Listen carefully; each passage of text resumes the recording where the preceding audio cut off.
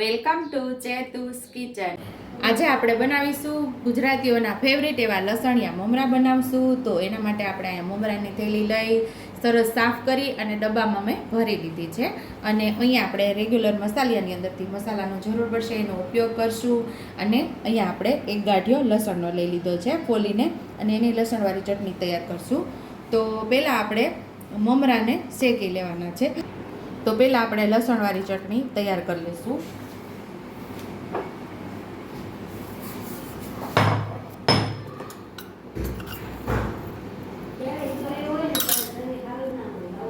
લસણિયા મમરા મારા છોકરાઓના ફેવરિટ છે. કોના છોકરાઓના આ લસણિયા મમરા ફેવરિટ છે એ મને કમેન્ટ બોક્સમાં કમેન્ટ કરજો.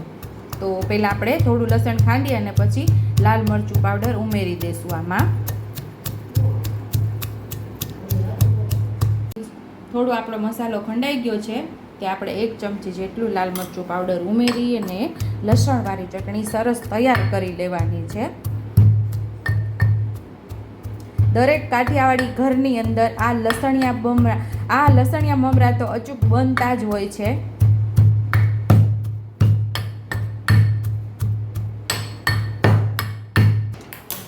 ગેસ ચાલુ કરી અને આપણે કઢાઈ રાખી દીધી છે અને મમરાને આપણે શેકી લેવાના છે. એમ જ શેકવાના છે. આમ તો મમરા આપણા ફ્રેશ જ છે. જો આમ તોડશું તો એકદમ સરસ ક્રિસ્પી છે આપણા મમરા, છતાં પણ આપણે થોડા શેકી લેશું.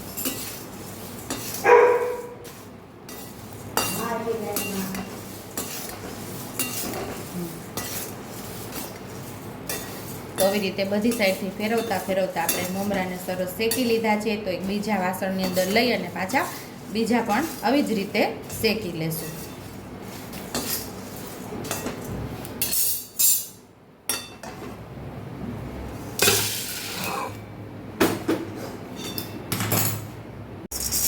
બીજા સેમ આપણે એ જ રીતે શેકી લેવાના છે.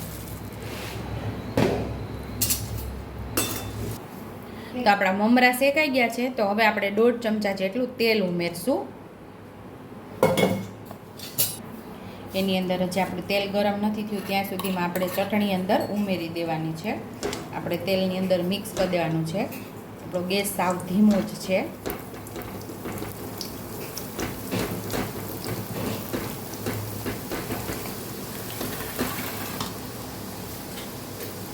થોડી આપણે હળદર ઉમેરી દઈશું.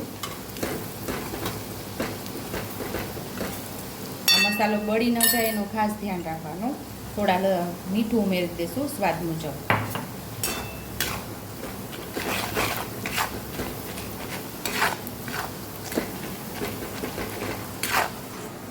અહીંયા આપણો મસ્ત એવો મસાલો તૈયાર થઈ ગયો છે. ગેસ બંધ કરી દઈશું અને આપણે મમરાની ઉપર આને ઉમેરી દેવાનું છે.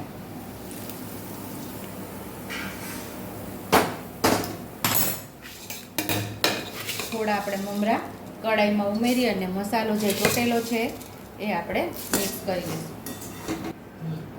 કઢાઈની અંદર આપણે મમરા ઉમેરી અને બધો મસાલો આપણે સાથે લઈ લીધો છે.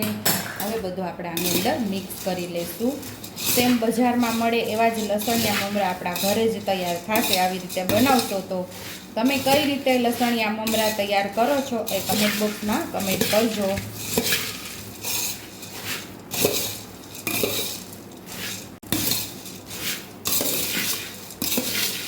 તો અહીંયા આપણા ટેસ્ટી એવા લસણિયા મમરા તૈયાર થઈ ગયા છે. તો સર્વિંગ પ્લેટની અંદર હવે આપણે સર્વ કરી લઈશું.